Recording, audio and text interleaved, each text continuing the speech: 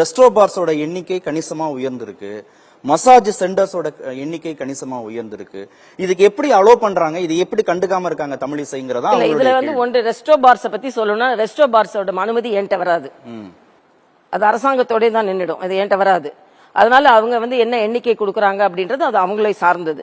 அதே மாதிரி என்கிட்ட வர்றது எல்லாமே நான் ஓரளவுக்கு அதை ஸ்ட்ரீம்லைன் பண்ணிடுவேன். இன்னொன்னு, இந்த மாதிரி சென்டர்ஸ் இருக்கிறது என்பது எல்லா இடங்களிலும் இருக்கிறது, இது கட்டுப்படுத்தப்பட வேண்டும் என்பதும். நான் உங்களுக்கு ஒரு உதாரணத்திற்கு சொல்கிறேன். புதுச்சேரிக்கு வருகின்ற சுற்றுலா பயணிகள் பாதுகாப்பாக இருக்க வேண்டும் என்பதற்காக பல நடவடிக்கைகள் எடுக்கப்படுகிறது. அடிக்கடி டிஜிபியை கூப்பிட்டு கேட்பேன்.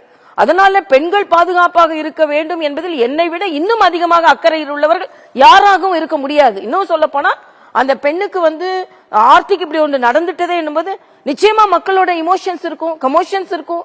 இதையெல்லாம் தாண்டி நான் ஏன் அங்க போனேன், அந்த தாயோடு நான் நிற்க வேண்டும் என்று போனேன். எதிர்த்தாங்க உங்களை அங்க போகும்போது? அது வந்து மக்களின் இயல்பு தானே. அரசாங்கத்தில் இருக்கிறவங்க யார் வந்தாலும் அது எதிர்ப்பது மக்களின் இயல்பு தானே. இப்போ ஒன்று நடந்தது என்றால் அதில் உண்மை இருக்கலாம், உண்மை இல்லாம இருக்கலாம். அதுல இன்னும் சொல்ல போனா, இன்னைக்கு நீங்க எந்த சகோதரர் அன்பழகனை சொன்னீங்களோ அவர் இன்னைக்கு சொல்லியிருக்காரு, யார் ஆர்ப்பாட்டம் நடத்த, பொதுமக்கள் ஆர்ப்பாட்டம் நடத்தல, அந்த அம்மா என் மேல விழுந்து எனக்கு நம்பிக்கை வந்து விட்டது, துணைநிலை ஆளுநர் வந்து விட்டார்கள் என்று சொன்னார்கள். அவங்க கூட உள்ள பெண்கள் எல்லாரும் நாங்க என்ப போராட போவதில்லை, ஏனென்றால் ஆளுநர் வந்து எல்லாம் நடக்கும் என்று சொல்லிவிட்டார்கள் என்று அவர்கள் நம்பிக்கை. எதிர்த்து சொல்றது யாரு? எதிர்கட்சிகள் வந்து போராட்டமும் ஆர்ப்பாட்டமும் நடத்துறது தவறுன்னு நினைக்கிறீங்க? தவறுன்னு நான் சொல்லவே இல்லையே. அதாவது தம்பி, நான் தவறுன்னு சொல்லல. நான் தான் அவங்க போராட்டம் நடத்துவது இயற்கை, நான் அங்க இருந்தாலும் நான் போராடி இருப்பேன். நான் அவங்களை தூக்குல போடுன்னு சொன்னாங்க, நான் இருந்தாலும் அதைத்தான் சொல்லியிருப்பேன். இந்தியா கூட்டணி சார்பா அதிமுக தடியடிலாம் இல்ல, அதாவது கட்டுப்படுத்தப்பட்டது தானே தவிர தடியடி நடத்தி கட்டுப்படுத்த. அது வந்து ஒரு இடத்துல பிரச்சனைகள் வரும்பொழுது அது காவல்துறை அதற்கான நடவடிக்கை எடுக்கலாம். அவங்க சொல்ல செய்ததெல்லாம் சரி நான் சொல்ல, அங்க தடியடிக்கு நடக்க நாங்க நிக்கல, நான் அவங்களை தடியடி பண்ண சொல்லல. ஆக எல்லாத்தையும் துணைநிலை ஆளுநர், நல்லது நடந்தா துணைநிலை ஆளுநர் இல்ல, கெட்டது நடந்தா துணைநிலை ஆளுநர் என்ற ஒரு குறியீடு இங்க இருக்கிறது. அதை பற்றி நான் கவலைப்படல. கார் குண்டு வெடிப்பு சம்பவம் நடந்த போது அங்க பாஜக தரப்புல பந்த் நடத்தப்படுது. நீங்க வந்து அது ஆர்ப்பாட்டம், பாஜக தான் அதை தூண்டி விடுதுன்னு இல்ல, அவங்களுடைய உணர்வுகளை வெளிப்படுத்துவதற்கும் ஒரு விழிப்புணர்வை ஏற்படுத்துவதற்கும் பந்த் எல்லாம் நடத்தலாம், ஆர்ப்பாட்டம் நடத்தலாம். நான் இன்னைக்குமே சொன்னேன், நீங்க என்னோட பேட்டிகளை பாக்கலையா? நான் கிளியரா சொன்னேன், ஆர்ப்பாட்டம் செய்வதை நான் அனுமதிக்கிறேன், நான் ஆமோதிக்கிறேன்.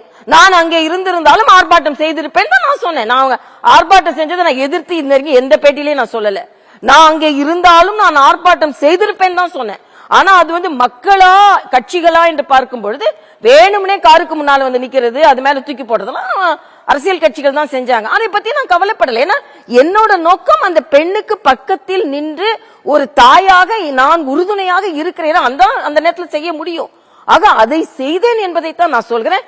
எங்கேயுமே நான் ஆர்ப்பாட்டம் செய்தது தப்பு நான் சொல்ல.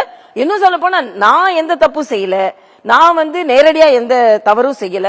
ஆனா ஆளுநர் மாளிகையை முற்றுகையிட்டார்கள், நான் அதை பற்றி கவலைப்படல. அவர்கள் உணர்வுகளை வெளிப்படுத்துகிறார்கள், ஜனநாயகத்தில் அதற்கு அனுமதி இருக்கிறது, அதை செய்தார்கள், அவ்வளவுதான். இல்ல சட்டம் ஒழுங்கு உங்க கண்ட்ரோல்ல இருக்கிறதுனால நீங்க வந்து சரியான நடவடிக்கை எடுத்திருப்பீங்க. எல்லாமே புதுச்சேரியில நீங்க போய் ஒரே ஒரு விஷயம் கேட்கிறேன். கார்த்திக் போய் ஒரு சுத்திட்டு வாங்க, தம்பிங்க எல்லாம் ஒரு சுத்திட்டு வாங்க. சட்டம் ஒழுங்கு எங்க கெட்டு போயிருக்குன்னு ஒரே ஒரு வார்த்தை என்று சொல்லுங்க, அதுக்கப்புறம் நான் உங்களுக்கு பதில் சொல்றேன். எங்க எந்த இடத்துல பிரச்சனை இருக்குன்னு. மக்கள் எல்லாம் மகிழ்ச்சியா இருக்கிறாங்க, டூரிஸ்ட் வர்றவங்களுக்கு எல்லா நன்மையும் செய்து கொடுக்கப்பட்டு இருக்கிறது, எல்லா பாதுகாப்பு நடவடிக்கை செய்து கொள்ளப்பட்டிருக்குது. சும்மா சொல்லலாம், ஒரு அரசியலுக்காக இங்க எல்லாம் பரபரப்பா இருக்கீங்க. நான் உங்ககிட்ட தான் சொல்றேன், இல்லன்னா நான் கூட வரேன், வாங்கப்பா எல்லா தெருவுலையும் வரேன். ஏதாவது ஒரு தெருவுல இது அரசியல் கட்சிகள் ஆர்ப்பாட்டம் நடத்தலாம், கொடி பிடிக்கலாம், அது அனுமதிக்கப்பட்டது, அது அனுமதியோடு தான் அவங்க செய்யறாங்க. வந்து அதிகமாயிடுச்சு, போதை மருந்து விதவிதமா மாணவர்கள் மத்தியில இளைஞர்கள் மத்தியில புழக்கத்துல இருக்குன்னு ஒரு எதிர்கட்சி பொறுப்பு இல்லாமையா இங்க சொல்லுவாங்க. எதிர்கட்சிகள் எல்லாம் பொறுப்போடு தான் பேசுறாங்கன்னு நினைக்கிறீங்களா? எல்லா பொறுப்போடு தான் பேசுறாங்களா? சரி, 5 வருஷம் இப்ப இன்னும் சொல்ல போனா, இன்னைக்கு நான் கூட்டும் போது இதற்கு முன்னால உள்ள ஆட்சியாளர்கள் இதை இன்னும் அதிகமா நடமாட விட்டு இருந்தாங்க. ஸ்டாட்டிஸ்டிக்ஸே இருக்கு, அவங்கள விட இவங்க அதிகமா பிடித்திருக்கிறார்கள். இப்போ உள்ள காவல்துறை அவர்களை விட அதிகமாக கண்ட்ரோல் பண்ணி இருக்கிறார்கள். என்ன ஸ்டாட்டிஸ்டிக்ஸ் இருக்கு. நான் அன்னைக்கு சொன்னேனே, நீங்க பத்திரிகையில ஒரு வாரத்துக்கு ஒரு வாட்டி கொடுங்கப்பா, இல்லன்னா நீங்க இவ்வளவு செஞ்சது உங்களுக்கு தெரியாதுன்னு. அதனால எதிர்கட்சிகள் குற்றம் சாட்டத்தான் செய்வார்கள். திரு ரங்கசாமி பாஜக கூட்டணி அரசு பொறுப்பேற்ற பிறகுதான் கஞ்சா போதைப் பொருள் புழக்கம் பாண்டிச்சேரியில் அதிகமாக அப்படிலாம் இல்ல, அது ஃபுல்லா கண்ட்ரோல்ல இருக்கு.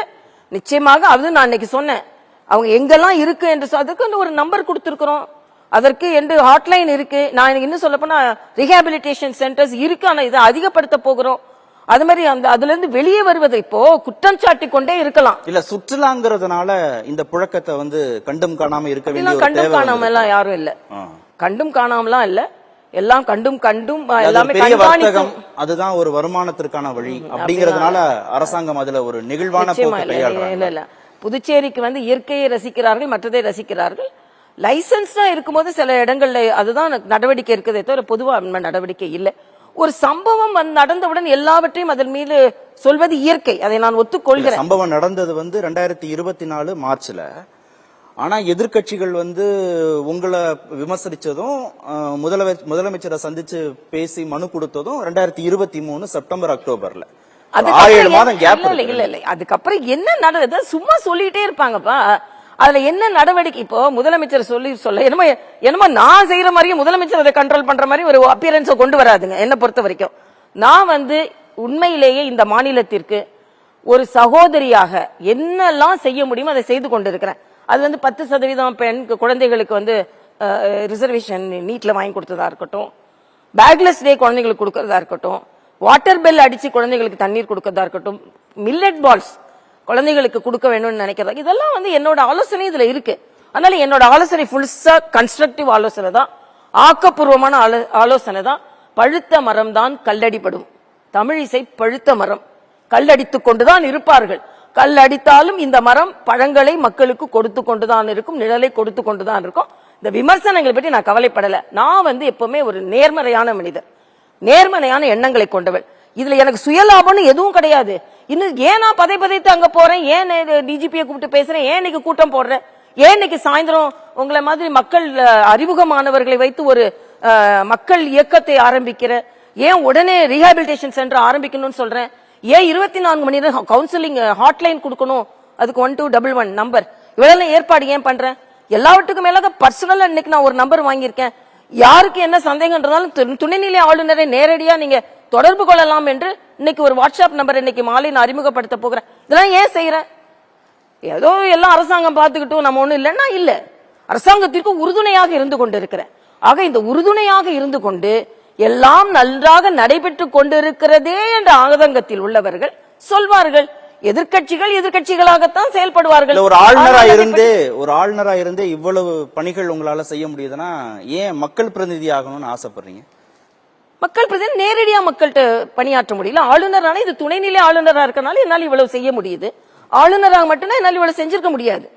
நான் உண்மையிலேயே நான் மரியாதைக்குரிய பாரத பிரதமருக்கும் உள்துறை அமைச்சருக்கும் குடியரசுத் தலைவருக்கும் எனது நன்றியை தெரிவித்துக் கொள்கிறேன்.